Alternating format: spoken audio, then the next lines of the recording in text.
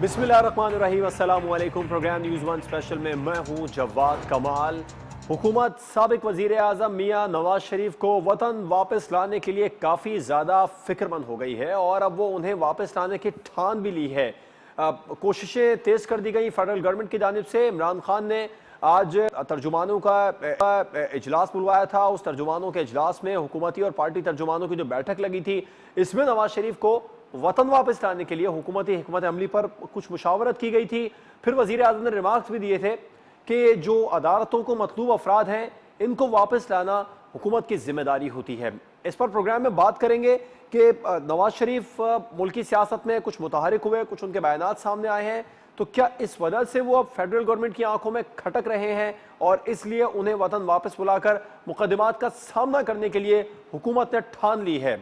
आगे चलकर प्रोग्राम में हम बात करेंगे पाकिस्तान मुस्लिम लीग नून की जानिब से हुकूमत की 2 साल कारकर्दगी के बाद एक वाइट पेपर जारी किया गया। उन्होंने कहा, PMLN ने, कि 2 साल में महंगाई ने अवाम की चीखें निकाल दी हैं, हुकूमत को अवामी मसाइल से कोई सरोकार नहीं है। PTI हुकूमत की तो 2 साल कारकर्दगी है, उस पर एक वाइट पेपर अब हम जारी कर रहे हैं। शहबाज शरीफ साहब ने प्रेस कॉन्फ्रेंस के दौरान खूब भड़ास निकाली और सब कुछ गिनवाया। पेट्रोल की कीमतों के बारे में उन्होंने तनकीद का निशाना बनाया हुकूमत को, चीनी की कीमतों को लेकर हुकूमत पर उन्होंने तनकीद की। फिर उन्होंने बताया कि जो इकॉनमी की सूरत हाल है, जो कारोबार है, वो इस वक्त कहाँ पर है, दुकानदार क्या शिकायतें कर रहे हैं। उन्होंने कहा कि जो तब्दीली सरकार है, मुश्किलात के अलावा आवाम को कुछ भी नहीं मिला है। और NRO के हवाले से भी उन्होंने स्टेटमेंट दिया कि हुकूमत NRO बहुत ज़्यादा कर रही है। हुकूमत बताए कि NRO से क्या लोगों का पेट भर जाएगा, इससे आप लोगों की तवज्जो हटा सकेंगे। कुछ अपने दौर के उन्होंने कारनामे गिनवाए, नवाज शरीफ साहब की तारीफ़ें की। उन्होंने कहा जो तरक्याती काम हमारे दौर में हुए वो ये हुकूमत नहीं कर सकती, मुल्क की तारीख में कभी ऐसा नहीं हुआ। और जो अकाउंटेबिलिटी का निज़ाम है उसको भी उन्होंने तनकीद का निशाना बनाया। तो क्या पाकिस्तान मुस्लिम लीग नून के जो वाइट पेपर है वो हुकूमती बुज़रा की जो प्रेस कॉन्फ्रेंसेस थी वाकई में उसकी नफ़ी कर रहा है या फिर तनकीद बराए तनकीद है। और प्रोग्राम के आखिर में हम बात करेंगे, प्राइम मिनिस्टर साहब ने भी एक बार फिर इकॉनमी के हवाले से एक स्टेटमेंट दिया कि मईशत बेहतर होने जा रही है, मुल्क का जो करंट अकाउंट खसारा है वो कम हो गया। और जुलाई 2020 का उन्होंने बताया कि इसमें करंट अकाउंट में $424 मिलियन अब जमा हो चुके हैं, अब हम सरप्लस की तरफ जा रही है। उन्होंने बताया कि पाकिस्तान की मईशत जो है वो दुरुस्त राह पर गामजन है। जुलाई 2019 में $613 मिलियन का खसारा हुआ था। ये फिगर्स प्राइम मिनिस्टर साहब ने ट्वीट के जरिए पेश की और उन्होंने बताया कि जून 2020 में $100 मिलियन का खसारा हुआ। फिर अब सूरत हाल जो है वो समझ चुकी है।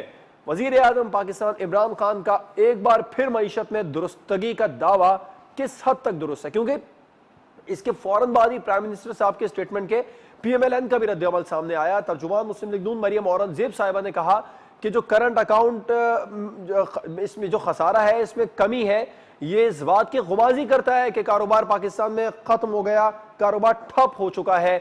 एक ब्रेक के बाद अपने मेहमानों का भी आपसे तारुफ करवाऊंगा और ये तमाम तर सवालात उठाएंगे।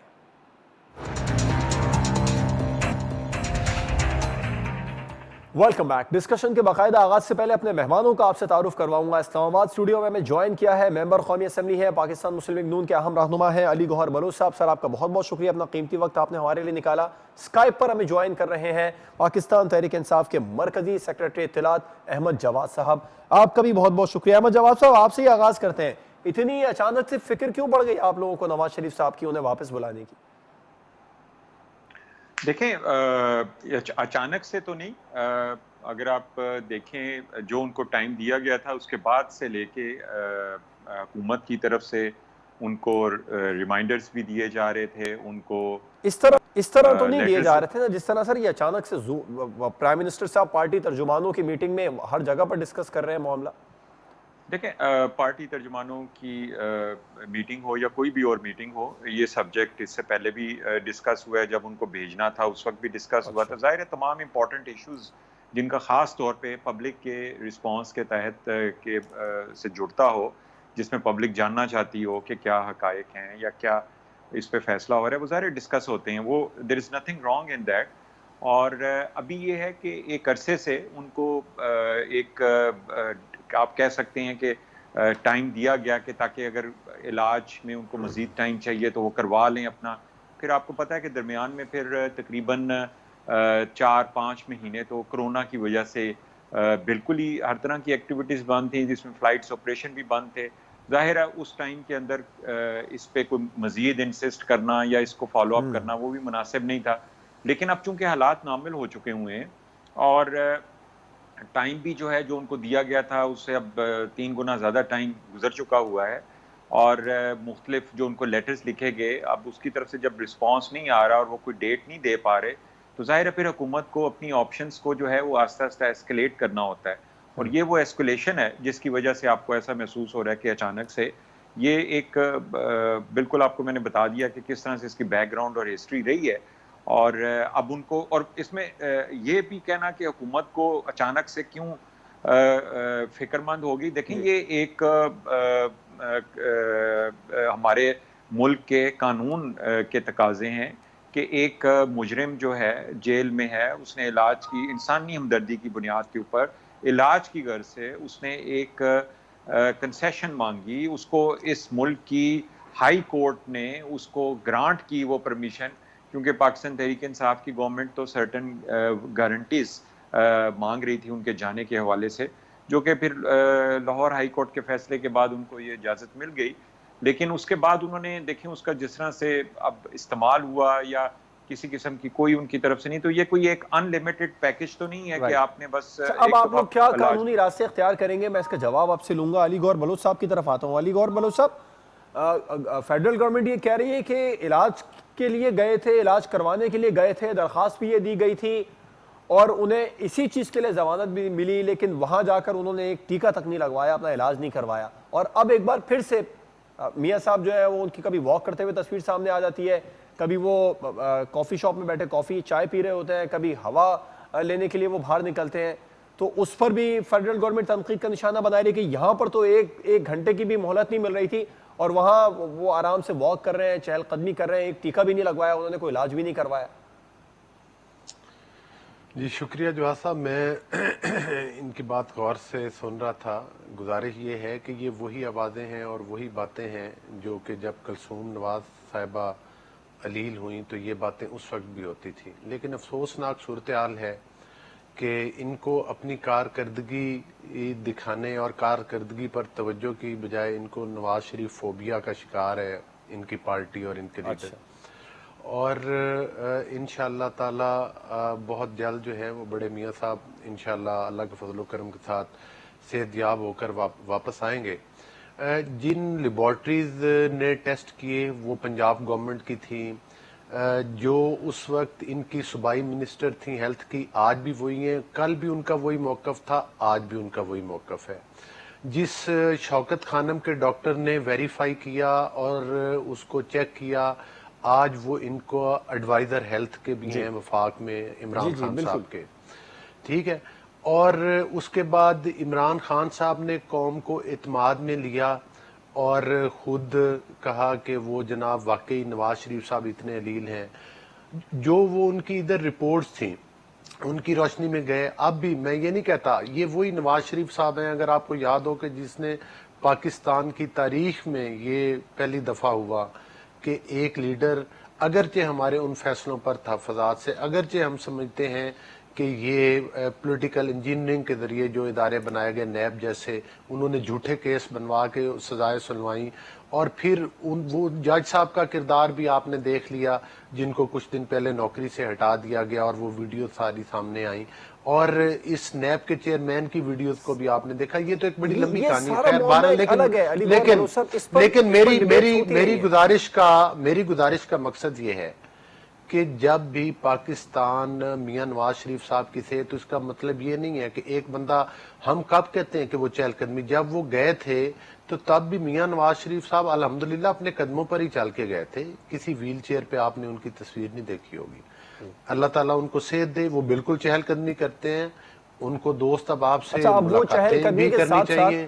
کچھ سیاست میں بھی انوالو ہوتے نظر آ رہے ہیں، سیاسی سرگرمیوں کو لیڈر ہیں، کیوں نہ کریں سیاست کرنا، یہاں آ کر کرنے میں کیا حرج ہے؟ وہ مولانا فضل الرحمان صاحب سے ٹیلی فون کے رابطے کر رہے ہیں، انہیں فعال کروا رہے ہیں وہاں سے، اور مریم نواز صاحبہ سے بھی ان کی آج کل باتیں ہو رہی ہیں، ٹیلی فون پہ گفتگو ہو رہی ہیں. وہ عملی طور پر پاکستانی سیاست میں آپ کے پاس کوئی خبر ہے کب تک آنے والے ہیں, کب وہ پاکستان آئیں گے علاج کروانے کا باقاعدہ طور پر حکومت کے خلاف؟ اگر وہ ظاہر سی بات ہے آپ لوگ ایک جو بڑے علائے ہیں آپ کے مولانا فضل الرحمان صاحب, انہوں نے گو ایڈ دے دیا ہے کہ آپ بھرپور تحریک چلائیں, ہم آپ کے ساتھ ہیں, تو وہ خود کب اس تحریک کو لیڈ کرنے کے لیے آ رہے ہیں؟ جی بالکل, میں آپ کو یہ گزارش کروں گا کہ ان کے ہیلتھ ایشوز ہیں, وہ جب بھی انشاءاللہ تعالی اللہ کرتا ہے کہ وہ ان کے صحت سے مسائل جن سے وہ دوچار ہیں وہ جلد سے جلد حل ہوں اور وہ واپس آئیں گے. لیکن اس کے باوجود پاکستان کے ادارے, ہائی کورٹس ہیں, عدلیہ ہے, وہ ہمارا قانونی اور آئینی یعنی کہ جب تک انہوں نے یہ جانا ہے اگر ان کی صحت کے ایشوز حل نہیں ہوتے اور پھر بھی ادارے ہمیں کہیں کہ واپس آئیں تو وہ انشاءاللہ یہ فیصلہ بھی کریں گے. جب تک میاں صاحب واپس نہیں آ رہے, پی ایم ایل این مولانا فضل الرحمان صاحب کے کندھوں پر بندوق رکھ کے چلاتی رہے گی؟ نہیں, بات یہ کندھوں والی نہیں ہے. آپ میرا موقف آپ کو پورا لینا چاہیے. وہ تو خیر آپ کا اپنا ذاتی موقف ہے یا میں سوال کر رہا ہوں سر, یہ میرا سوال ہے آپ سے. دیکھیں, کندھوں پر نہیں. نون لیگ ایک پاپولر پارٹی ہے. پولیٹیکل انجینئرنگ کے باوجود, ان کو مصنوعی طریقے کے ساتھ سیٹیں ہرانے کے باوجود آج بھی آپ کو پتہ ہے کہ وہ قومی اسمبلی میں اکثریتی پارٹی ہے, پنجاب میں وہ اکثریتی پارٹی ہے, اور اس کے علاوہ آپ کو پتہ ہے کہ شہباز شریف صاحب کو ایک بہت بھاری مینڈیٹ پنجاب سے وفاقی سطح پر. علی گور بلوچ صاحب, قطع کلامی کی معذرت, آپ لوگ بذات خود اپنی پارٹی کو لے کے بڑی ایک احتجاجی تحریک چلا سکتے ہیں. اتنی زیادہ چھوٹی چھوٹی اپوزیشن پارٹیز کی ضرورت کیوں ہے؟ کل ایک اہم ملاقات بھی ہے, میں واپس آؤں گا. احمد جواد صاحب, کیا قانونی راستہ اختیار کریں گے واپس بلانے کے لیے؟ میاں صاحب متحرک ہو گئے, کہیں ایسا تو نہیں ہے ان کا سیاسی طور پر متحرک ہونا فیڈرل گورنمنٹ کو کھٹک رہا ہے؟ دیکھیں جواد صاحب, ابھی جو آپ کا سوال ہے بیسیکلی کہ میاں نواز شریف صاحب کو واپس آنا چاہیے, جو قانون کے مطابق ان کے لیے ہدایات تھی یا جو ان کو ایک سہولت دی گئی تھی اس کے مطابق آنا چاہیے, تو اس کا اس چیز سے کوئی تعلق نہیں ہے کہ کوئی یہاں پہ کسی کو نواز شریف کا فوبیا ہے یا کوئی اس کو آپ مرحومہ کلثوم نواز صاحبہ کے حوالے سے اس کو کوئی آپ ریلیٹ کرنے کی کوشش کریں, یہ بالکل ڈیفرنٹ ہے. یا اسے نیب کے کسی جج کے حوالے سے کریں یا کوئی چہل قدمی, ان چیزوں سے کوئی تعلق نہیں ہے. بات بڑی سمپل سی ہے کہ ایک مجرم جسے سزا ہو, اسے عدالت کی ہدایات کے مطابق علاج کی سہولت فراہم کرنے کی خاطر, اس کی جان بچانے کی خاطر, انسانی ہمدردی پہ اس کو کچھ ٹائم دیا جائے کہ وہ اپنا علاج کروا لے, اور وہ باہر جا کے اس کے علاج کے لیے چلا جاتا ہے. اب ان کو واپس لے کے آنا ہے. اب جب وہ نہیں واپس آئیں گے تو ان کا سٹیٹس جو ہے وہ ایک مفرور کا سٹیٹس ہو جائے گا, ایک ڈیزرٹر کا سٹیٹس ہو جائے گا جو کہ جیل سے بھاگا ہوتا ہے. اور قانون اپنا راستہ پھر اختیار کرتا ہے, وہ یہ راستہ اختیار کرے گا جو ایک مفرور کے لیے یا ایک ڈیزرٹر کے لیے جو ہے وہ اختیار کیا جاتا ہے. اور وہ ملک سے باہر اگر بھاگ گیا ہے تو اس میں اس ملک کی حکومت کے ساتھ رابطہ کیا جاتا ہے, انٹرپول کے ساتھ رابطہ کیا جاتا ہے. یہ تو پوائنٹ آگیا, مجھے بریک پر جانا ہے. ایک اور پوائنٹ دیجئے احمد جواد صاحب کہ کہیں ایسا تو نہیں ہے میاں صاحب سیاست میں تھوڑا سا متحرک ہوئے, انہوں نے ایک دو فون کالز کی ہیں, یہ فیڈرل گورنمنٹ کی آنکھ پر کھٹک رہا ہے معاملہ؟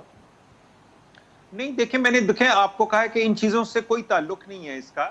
یہ ایک عدالتی ایک جوڈیشل ایشو ہے کہ ایک مجرم جو ہے اس کو اجازت دی گئی, اب وہ واپس آئے. اس کو 3 مہینے کا کہا, 9 مہینے ہو گئے, اس کا علاج اب اس کو ختم کر کے یا اپنے علاج کے بارے میں پوری کوئی رپورٹ دے, جو حکومتی خطوط بھی لکھے گئے ہیں اس کے بارے میں نہیں, وہ بھی زیادہ تر ٹویٹ کے ذریعے ان کو رسپونڈ کیا جاتا ہے. تو یہ کوئی ان لمیٹڈ نہیں ہوتا کہ ایک مجرم کی خود اس نے فیصلہ خود کرنا ہے کہ میں کب ٹھیک ہوں کب نہیں ٹھیک. یہ تو ایک میڈیکل بورڈ کے ذریعے, ہم تو اس پہ بھی چلے بات نہیں کرتے کہ جب وہ یہاں سے گئے تھے تو ان کی کیا حالت تھی یا اگر اس جہاز کی سیڑھیوں پہ کیسے چڑھ رہے تھے, میں تو اس کی بھی بات نہیں کر رہا. ٹھیک ہے, میں تو اب ایک صرف میرٹ کے اوپر بات کر رہا ہوں کہ ایک شخص جو ہے وہ 3 مہینے کے لیے وہ لے کے گیا تھا سہولت, اس کو واپس آنا چاہیے, اور اگر وہ واپس نہیں آتا تو اس کا سٹیٹس کیا ہوگا, وہ ایک مفرور کا سٹیٹس. چلیں ٹھیک ہے, اب مجھے بریک پر جانا ہے اور بریک کے بعد ہم بات کریں گے. آج فیڈرل خلاف پاکستان مسلم لیگ نون کی جانب سے پریس کانفرنس کی گئی اور 2 سالہ کارکردگی کا پوسٹ مارٹم کیا گیا. چند روز سے جاری وفاقی وزراء کی پریس کانفرنس جس میں حکومتی تعریفیں اور کارنامے گنوائے گئے, وہ درست ہے یا پھر آج جاری کیا گیا وائٹ پیپر وہ درست ہے؟ ایک بریک کے بعد اس پر بات کریں گے.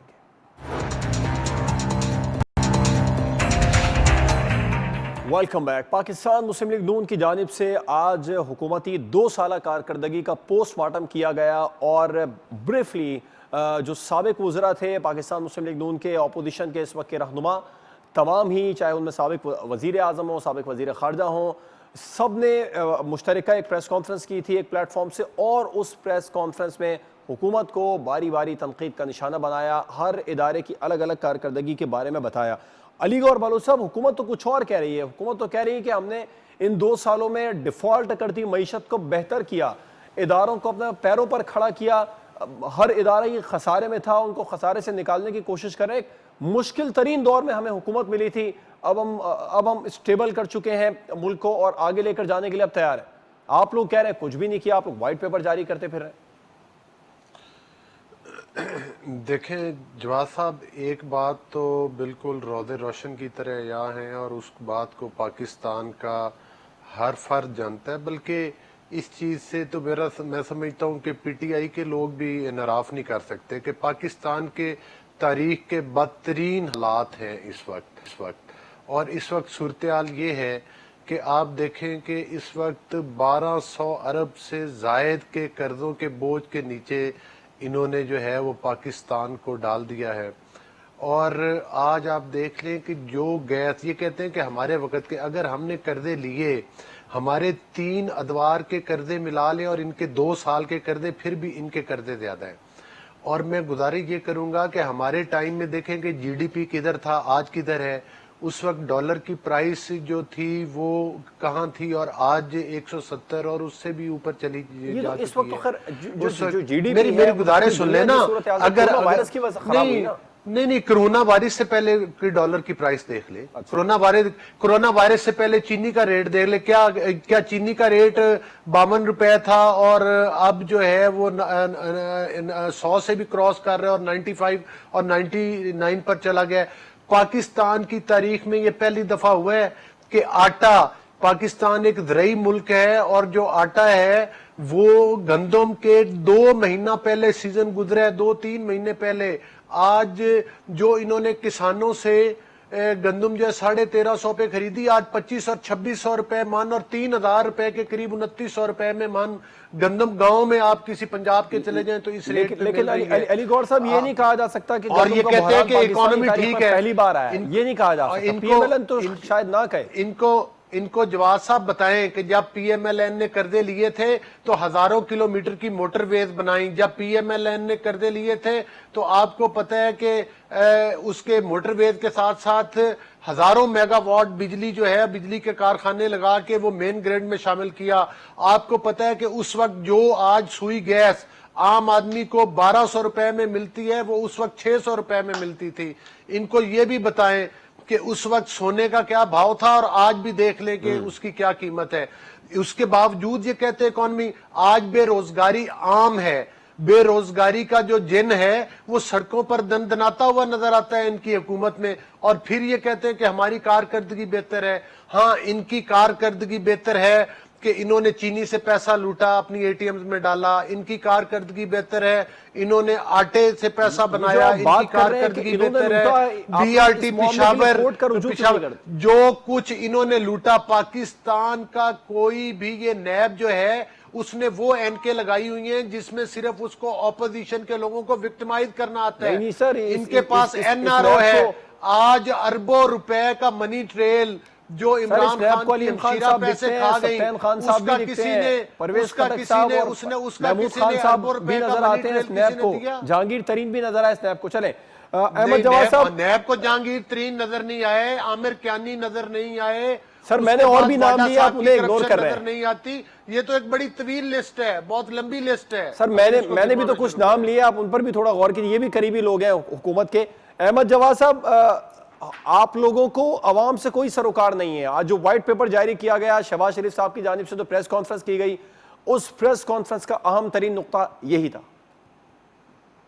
देखें जवाद साहब, अगर तो इकोनॉमी की बात करनी है तो इकोनॉमी की बात मैं इस तरह से शुरू करूंगा कि जब पाकिस्तान तहरीक इंसाफ की गवर्नमेंट ने हुकूमत का आगाज़ किया तो इस मुल्क में $9 बिलियन के फॉरेन रिजर्व्स थे, जो कि आज 20 बिलियन डॉलर के फॉरेन रिजर्व्स बन चुके हुए अच्छा हैं। इस पर ये थोड़ा वो सा facts इस हैं। पर अहमद जवाद साहब इस पे मैं आगे चलकर डिटेल में बात करना चाहता हूं, लेकिन अभी जो पीएमएलएन का एक मौकिफ है, जो पूरी प्रेस कॉन्फ्रेंस का लुबे लुबाब था, वो ये था कि पीटीआई को आवाम से कोई सरोकार नहीं है। जी मैं देखें बात इकोनॉमी की है तो इकोनॉमी पे बात करने की मुझे इजाजत आपको देनी पड़ेगी। मैं देता हूं, जरा क्योंकि ये अंदाज पे करें, ये चीनी की कीमत की देखें, करें सर बात, गंदुम की कीमत की करें, जो जो बुनियादी अवामी अच्छा, अशिया है जो आज डिस्कस किया जी, प्रेस कॉन्फ्रेंस जी, में कि जी, मुल्क की तारीख में ये, और अच्छा वजह बताई शहबाज शरीफ साहब ने कि आप लोगों के पास एक्सपीरियंस नहीं है। अच्छा देखें जवाब साहब, बात ये है कि अगर इकोनॉमी पे बात करनी है, इकोनॉमी पे बात इस तरह नहीं हो सकती कि जो पीएमएलएन कह रही है इस चीज पे बात करें। मैं इकोनॉमी पे बात कर रहा हूं, मैं इकोनॉमी की एबीसी से स्टार्ट करता हूं चलें, और ठीक है सी सर, तक लेके ठीक है, आऊंगा मैं आपको, ठीक है ना। फिर उसके बाद ताकि अवाम भी और आप भी और हमारे जो गेस्ट हैं वो इसको एवेलुएट कर लें कि इसमें कौन सी चीजें अच्छी हैं और कौन सी बुरी हैं। क्या ये फैक्ट नहीं है कि हमने फॉरेन रिजर्व्स को 9 बिलियन डॉलर से 20 बिलियन डॉलर पे लेके गए? क्या ये फैक्ट नहीं है कि इस मुल्क में 20 बिलियन डॉलर का खसारा जो था वो आज 3 बिलियन डॉलर का है? क्या ये फैक्ट नहीं है कि 37 बिलियन डॉलर का ट्रेड डेफिसिट जो था वो आज 21 बिलियन डॉलर पे आ गया है? क्या ये फैक्ट नहीं है कि पाकिस्तान में कोरोना की सूरत हाल के बावजूद इस वक्त पाकिस्तान में डॉलर जो है पिछले 6 माह से स्टेबल है? क्या ये फैक्ट नहीं है कि स्टॉक एक्सचेंज जो है पिछले 2 महीने से उसमें ट्रेंड जो है वो इस मुल्क की इकोनॉमी का मुंह बोलता सबूत है? क्या ये फैक्ट नहीं है कि पिछले 2 माह से पाकिस्तान की तारीख में एक महीने में कॉरस्पॉन्डिंग मंथ के अंदर हाईएस्ट फॉरेन रेमिटेंस आई हैं? लेकिन क्या सर फैक्ट नहीं है? ये भी फैक्ट है कि पाकिस्तान तहरीक इंसाफ के दौर हुकूमत में महंगाई की शरह 4.5% से 9.4% पे गई। ये भी फैक्ट है कि जो जीडीपी ग्रोथ है वो -0.4 पर आ गई है। और ये भी फैक्ट है कि 13,000 अरब रुपए के अलग से कर्जे पाकिस्तान तहरीक इंसाफ ने ले लिया। आप 24,000 अरब पे तनकीद करते हैं जो कि पिछले 30 सालों में, चले 15 सालों में लिए गए, और अब आप लोगों ने खुद 2 सालों में 13,000 अरब के कर्जे ले लिए सर। जी मैं जो फैक्ट्स मैंने बताए हैं उन फैक्ट्स को आप रिजेक्ट नहीं कर सकते, और भी जो तो फैक्ट्स fact मैं है। आपको बताने लगा हूं उनको भी आप रिजेक्ट नहीं कर चलें, सकते। ठीक है, आप बताएं। आप अगर आज कंस्ट्रक्शन और रियल एस्टेट में आप किसी आर्किटेक्ट से, किसी बिल्डर से, किसी कंस्ट्रक्शन वाले से पूछें तो आपको बताएगा कि इस मुल्क में इस वक्त हुकूमत की कंस्ट्रक्शन पॉलिसी की वजह से एक जबरदस्त बूम आया हुआ है। उसका नतीजा क्या निकलेगा आने वाले दिनों में मैं आपको बता रहा हूं कि एक तो एम्प्लॉयमेंट जनरेट होगी बड़े पैमाने के ऊपर, और उसके साथ साथ मुल्क में 50-60 इंडस्ट्रीज जो हैं उनके अंदर इकोनॉमिक एक्टिविटी आनी। ये वो इंपैक्ट है कि जो एक कंस्ट्रक्शन की पॉलिसी के हवाले से है। मुल्क में 1968 के बाद कोई बड़ा डैम नहीं बनाया जा सका। इस हुकूमत ने 3 बड़े डैम जो हैं वो शुरू कर दिए हुए हैं। केपी के अंदर एक मिसाल सेट कर दी है कि आज केपी में 100% फैमिलीज को 10 लाख रुपए का इंसाफ कार्ड मिल रहा है। आप सोचें वो गरीब आदमी जो कि अपने बच्चों का या अपनी फैमिली का इलाज कराने के लिए वो अपनी जेब की तरफ देखता था, आज उसके पास 10 लाख रुपए का इंसाफ कार्ड है कि वो अपने बच्चों के इलाज के लिए किसी हॉस्पिटल, किसी क्लिनिक में जा सकता है। क्या ये कोई छोटा कारनामा नहीं है? फिर उसके बाद अगर आप देखें इंटरनेशनल लेवल के ऊपर, आप अभी रिसेंटली देखें कि किस तरह से इमरान खान ने इसराइल के ऊपर पोजीशन ली है। अच्छा किस सर, तरह जो से कुछ इमरान फैक्ट्स खान मैंने बताए हैं कश्मीर थोड़ी सी उन पर भी रोशनी डाल दीजिए। किसके ऊपर जी? जीडीपी ग्रोथ पर, महंगाई की शरह पर, जो कर्जे लिए पाकिस्तान तहरीक इंसाफ ने, इन पर। जी कर्जों के हवाले से मैं आपको बता देता हूं कि कर्जों में जो कर्जे हमने लिए हैं उसमें से तकरीबन 82% कर्जे वो हैं कि जो हमने पुराने कर्जों को वापस करने के लिए लिए।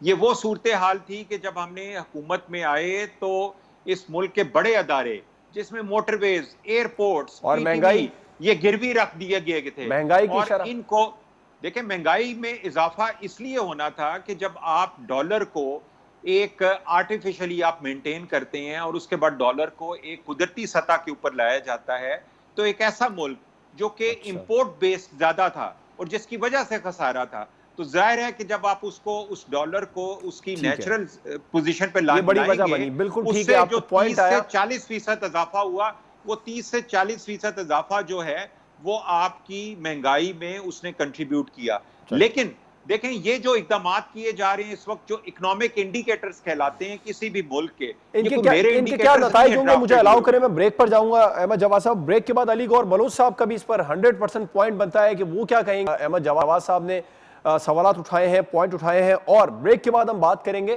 آج پرائم منسٹر صاحب نے ایک بار پھر سے معیشت میں درستگی کا اور معیشت کی سمت کے بارے میں بتایا کہ یہ درست ہے، لیکن ساتھ ہی ساتھ پاکستان مسلم لیگ نون بھی تحفظات کا اظہار کر رہی ہے. پی ایم ایل این کے اکانومی کو لے کر جو خدشات ہیں، تحفظات ہیں، وہ کس حد تک درست ہیں؟ ایک بریک کے بعد اس پر بات ہوگی.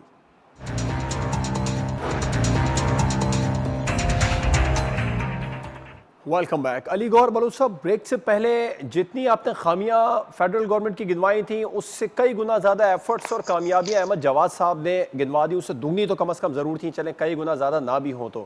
اور پرائم منسٹر صاحب نے آج ٹویٹ کیا کرنٹ اکاؤنٹ خسارے کو لے کر کہ یہ اب ہم نے بہت زیادہ کم کر دیا ہے، یہ معیشت درست سمت کی جانب جا رہی ہے.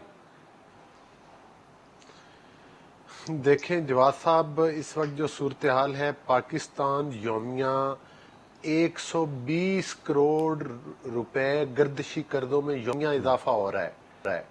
یہ ان کی موجودہ وقت کی کارکردگی ہے. میں نے آپ کو عرض کیا ہے کہ انہوں نے پاکستان کی تاریخ میں ہماری حکومت نے جتنے 3 ادوار میں قرضے لیے، وہ شہباز شریف صاحب نے آج بتایا کہ انہوں نے اپنے صرف 2 سال میں اس سے زیادہ قرضے لیے ہیں. آپ کو پتہ ہے کہ جون اور جولائی میں انہوں نے ڈیزل کے ذریعے بجلی کے کارخانے چلائے، اور آج بھی وقت ثابت کر رہا ہے کہ جو بجلی کول پہ بن رہی ہے وہ آج بھی ملک کو سستی پڑ رہی ہے. اچھا. اور کرنٹ ڈیفیسٹ پر یہ جو ہے ان کے وزراء جھوٹ بول رہے ہیں، جس طرح سے کہ جی ڈی پی پر یہ جھوٹ انہوں نے بولا اور عوام کو غلط فگر دی، اور بعد میں آپ کو پتہ ہے کہ وہ مائنس کا فگر ان کو دینا پڑا. تو اسی طرح سے یہ دیکھیں نا، جب ملک ترقی کی طرف جاتا ہے تو اس کے ثمرات عوام تک آٹومیٹک پہنچنا شروع ہو جاتے ہیں. بجلی کے کارخانے لگنے شروع ہو جاتے ہیں، موٹر ویز بننے شروع ہو جاتے ہیں، ہاسپٹلز بننا شروع ہو جاتے ہیں. ترقیاتی ہمارا وہ دور تھا کہ جس میں جو ہمارا دفاعی بجٹ تھا وہ ہم نے پاکستان کی تاریخ کا سب سے بڑا دفاعی بجٹ اور سب سے بڑا ترقیاتی اگر بجٹ معیشت دیا. بہتر ہوتی ہے تو اس کے اثرات بھی آج نظر آتے انہوں ہیں. نے ترقیاتی بجٹ پر انہوں نے کٹوتیاں کی ہیں. آج ہائر ایجوکیشن کا بجٹ 29 ارب سے انہوں نے کم کر دیا ہے. سر آپ یہ بھی تو کہنا کہتے چاہ رہے تھے ہیں کہ معیشت بہتر ہوتی ہے تو اس کے ثمرات نظر بھی آتے ہیں. احمد جواد صاحب، آپ لوگ کہہ رہے ہیں معیشت درست سمت میں آ گئی ہے، پرائم منسٹر صاحب نے ٹویٹ بھی کیا، جبکہ پی ایم ایل این نے فوری بعد ریئیکشن دے دیا کہ کرنٹ اکاؤنٹ خسارے میں کمی کا مطلب ہے سرمایہ کاری بند ہو گئی. احمد جواد صاحب جی، یہ ڈیفینیشن جو ہے وہ پی ایم ایل این نہیں دے سکتی ہے. میں اس کی ڈیفینیشن جو ہے تاکہ ایک عام آدمی بھی سمجھ لے کہ کرنٹ اکاؤنٹ ڈیفیسٹ کی جو ہے نا وہ ڈیفینیشن کیا ہے، ایک سمپل انداز میں، کہ اگر ایک گھر کے اندر اس کے انکم اور اس کے خرچے کے درمیان اگر توازن نہیں ہے اور اس کے خرچے جو ہیں اس کی انکم سے زیادہ ہیں تو اس میں جو فرق ہے اس کو خسارہ کہتے ہیں. یہ وہ خسارہ تھا جو کہ $20 بلین تھا، اور اس خسارے کو کم کر کے ہم $3 بلین کے اوپر لے کے آ گئے ہیں، اور صرف 2 سال کے اندر بہت بڑی اچیومنٹ ہے یہ. اسی خسارے کو کم کرنے کے بعد آپ ترقی کے اگلے مراحل طے کر سکتے ہیں. اب جہاں تک اس کے ثمرات جو ہیں عام آدمی تک پہنچنے ہیں، ظاہر ہے جب اکنامک انڈیکیٹرز آئیں گے تو اس کے ثمرات عوام تک بھی پہنچیں گے، امپلائمنٹ بھی جنریٹ ہوگی، اس میں لوگوں کو انکم کے زیادہ اپرچونٹیز ملیں گی. یہ تو ایک امپیکٹ ہے جو کہ یقیناً آ بھی رہا ہے اور آئے گا بھی انشاءاللہ. لیکن اکنامک انڈیکیٹرز کو ہم کبھی اس طرح سے نہیں کہتے کہ اکنامک انڈیکیٹرز اگر اچھے آ گئے ہیں تو ہم یہ کہتے ہیں کہ سب کچھ ٹھیک ہو گیا ہے. یہ ایک 20 سال کا، اب صرف آئی پی پیز کی ایگزامپل میں آپ کو دیتا ہوں کہ آئی پی پیز جس کا ذکر بھی کیا ہمارے دوست نے، کہ یہ کب سے یہ اس ملک میں ہے. 1996 میں جب پاکستان پیپلز پارٹی کی گورنمنٹ نے یہ پاکستان کے تاریخ کے بدترین کانٹریکٹس کیے گئے جو کہ پاکستان کو جس نے کہ خون کو نچوڑتے رہے، اور اس کو کسی حکومت نے اس کو ٹچ نہیں کیا. پیپلز پارٹی کی حکومت نے ٹچ نہیں کیا، مشرف کی گورنمنٹ آئی اس نے ٹچ نہیں کیا، اچھا، پی ایم ایل این کی دوبارہ گورنمنٹ آئی، آصف زرداری کی پیپلز پارٹی کی گورنمنٹ آئی، کسی نے اس کے حوالے سے کوئی اقدامات نہیں کیے. اب پاکستان تحریک انصاف کی گورنمنٹ نے آئی پی پیز کے ساتھ ان کو مجبور کیا ہے نئے ایگریمنٹ کے اوپر، کیونکہ یہ وہ جو خون چوس رہے تھے آئی پی پیز، وہ پچھلے کتنے سالوں سے وہ تقریباً 24 سالوں سے چلیں ٹھیک ہے، اب آپ قطع ہمیں یہ کرانے کی بتائیں معذرت کہ چاہوں اس گا۔ کا احمد جواد impact صاحب جو آپ کا ہے، نقطہ بھی سامنے آ گیا۔ ہمارے ساتھ موجود تھے سیکریٹری اطلاعات پی ٹی آئی پروگرام میں علی گوہر بلوچ صاحب، ممبر قومی اسمبلی۔ آپ دونوں مہمانوں کا بہت شکریہ۔ حکومت دعوے تو کر رہی ہے، اگر اکانومی انڈیکیٹرز کو مان بھی لیا جائے تب بھی جو عام آدمی کی مشکلات ہیں وہ اب بھی قائم ہیں، عام آدمی اب بھی توجہ کا خاص طلبگار ہے۔ اجازت دیجیے، اللہ حافظ۔